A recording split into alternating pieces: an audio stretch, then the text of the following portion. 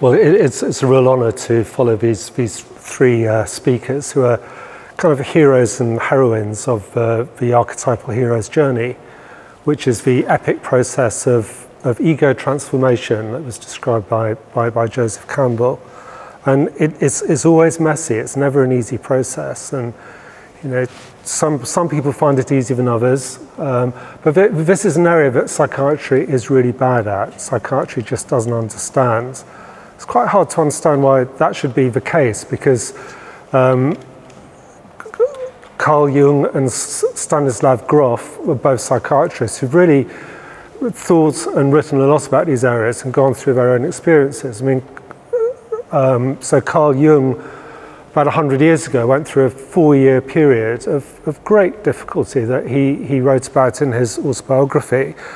And it followed his break with Freud and some difficulties in his personal life, but he felt that he really needed to go into the depths of his psyche. And he was well supported. You know, he had his wife was a rich woman. He didn't have to work. He wasn't really able to function very well with his patients.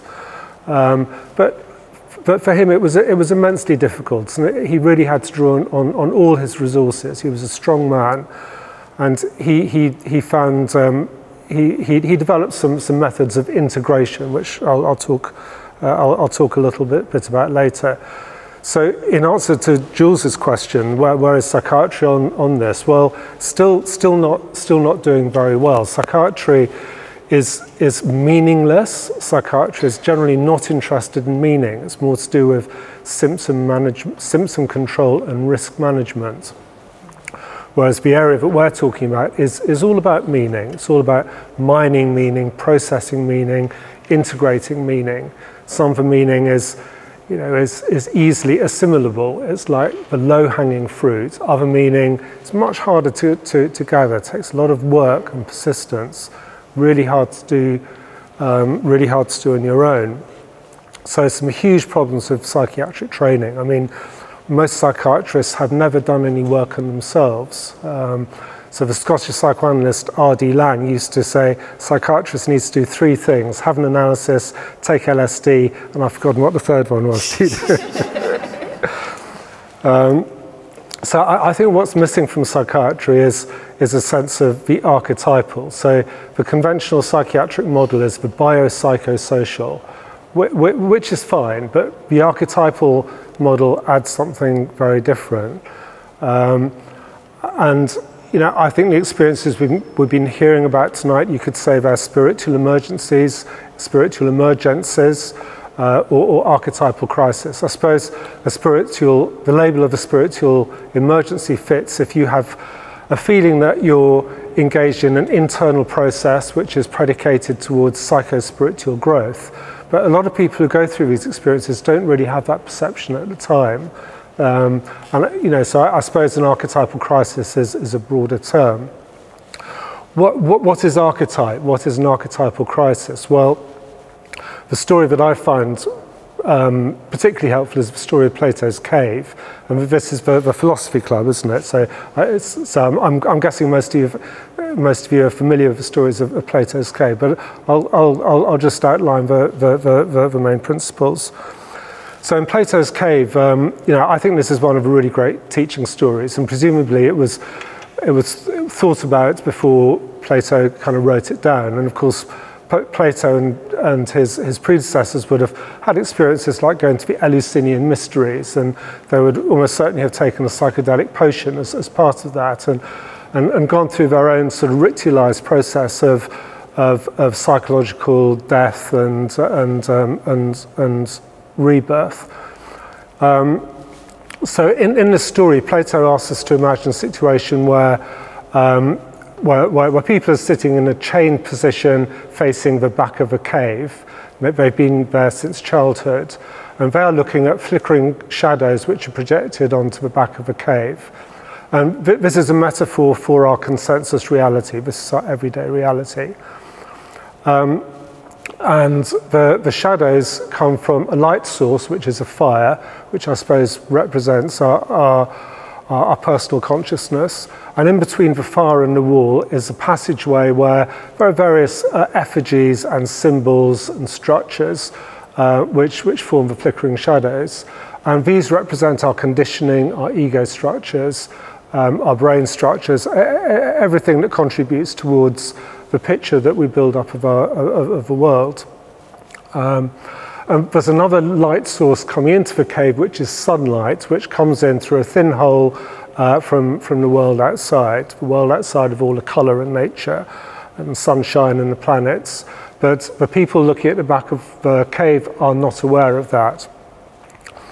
So in Plato's story, he asks us to imagine what happens if somebody turns away from consensus reality and they begin to make their journey up the cave.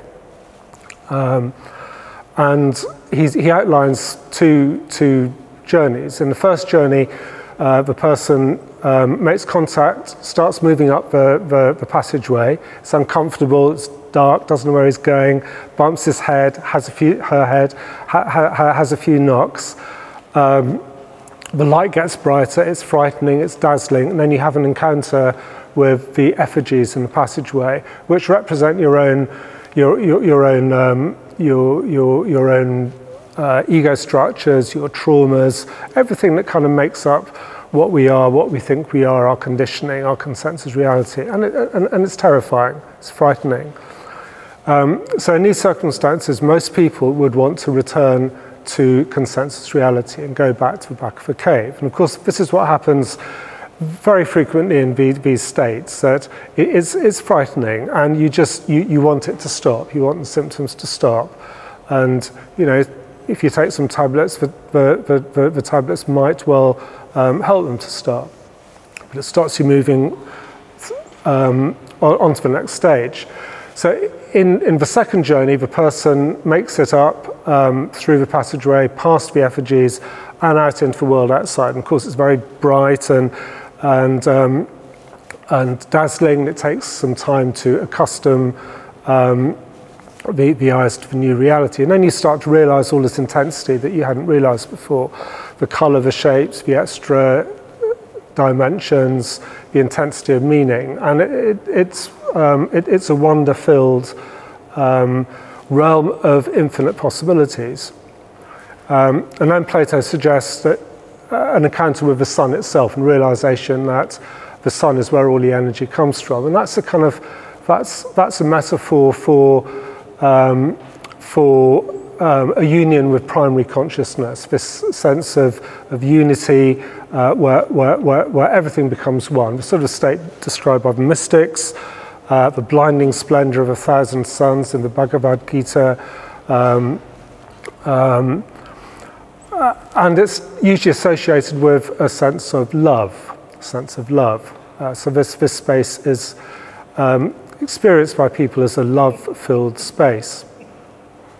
So having had that experience, what happens when you go back down to the cave again? Well, you might arrive at the back of the cave and seeing your companions, and you might not be very good at communicating what you've experienced. You might not be very interested in the games that people play, looking at the shadows.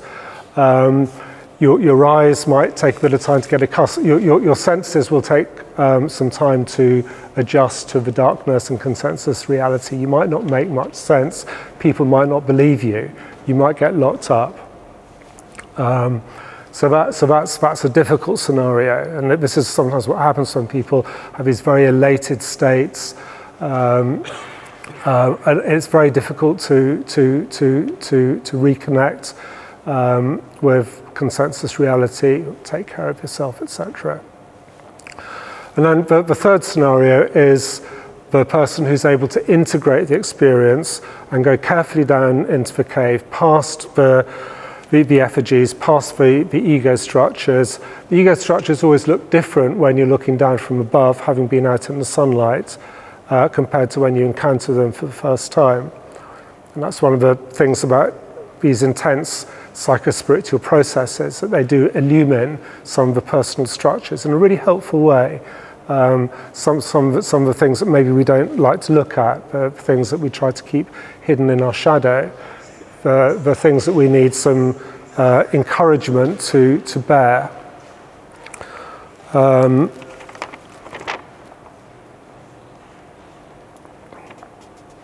How much more time have I got? You've got about 7, 8 minutes. Okay. Yeah. 5 minutes. So I think that provides a really good model for what happens in some of these unusual states. And I suppose you could say a lot of the conditions that we call psychiatric disorders are unintegrated archetypal crises. People are very sensitive in these conditions, and things can go badly wrong and become interested in psychospiritual growth, where people maybe can tolerate staying with some of the difficulty rather than wanting to ablate it with whatever they use to get rid of the difficult feelings. So very often with a mindset, you're really asking people to stay with it, stay with the difficulty, see if you can make some sense of it, see if you can find some meaning to it, see if you can join up some dots. Sometimes we even ask people to make it bigger. It's in holotropic breathwork, which is a technique that I've been working with for some years. And in that process, if somebody feels something difficult psychologically or in their body, we would encourage them to intensify it, make it bigger, see what happens. And often this leads to a process, a bit like Plato's cave, that you go through this period of difficulty into the light, and something quite wonderful happens. And you move into this area of super consciousness, of enhanced meaning, of love and compassion. So the setting, I mean, again, psychiatry, hugely problematic. People in these states are exquisitely sensitive, need really careful looking after. So often the worst thing that could happen is to be put in an acute psychiatric ward, which are really difficult places. In the old days, the old mental hospital asylums, big Victorian buildings and leafy countryside and beautiful gardens were probably better. They'd been called brick mothers, as they were a place where you could kind of seek refuge if you're having a breakdown. It was a more gentle, thoughtful sort of place. So the setting is really important. It's got to be as supportive as you can possibly make it. Friends, family, some protection from the outside world, using techniques like mindfulness, whatever works. It's complicated. And then integration. Integration is a process that unfolds. It goes on for a long time. Not a day or two, it's months, years. So when I was doing my holotropic breathwork training, when I would go away for a week's retreat, it used to take me about 6 months, I suppose, to kind of integrate the experiences that I'd had. For Jung, he spent most of his life integrating his 4 years of spiritual emergency. So it's a really complicated process, and it's got to be worked on. One of the issues about ayahuasca retreats is I think the integration often doesn't really happen, or if it does happen, you've kind of got to do it yourself. I think this is the last point I'll make. I think one hopeful sign for psychiatry and psychotherapy maybe is the advent of psychedelic assisted psychotherapy. So there's been quite a lot of publicity recently about MDMA-assisted psychotherapy for people with treatment-resistant post-traumatic stress disorder. And the whole point about working with these substances in a clinical way is the setting and integration. You've got to be with people in a very different way, very supportive kind of way, not making clever interpretations at the time, but just sitting, being with people, facilitating.